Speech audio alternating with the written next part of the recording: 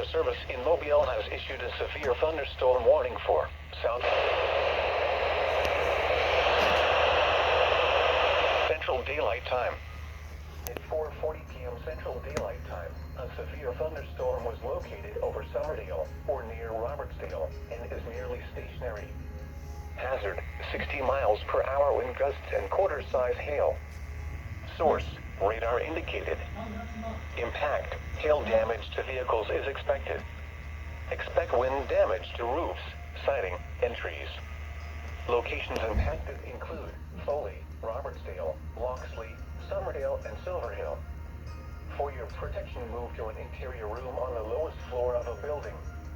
Continuous cloud-to-ground lightning is occurring with this storm. Move indoors immediately. Lightning is one of nature's leading killers. Remember, if you can hear thunder, you are close enough to be struck by lightning.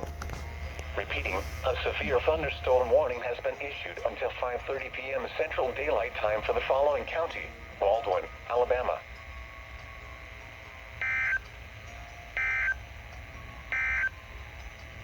The following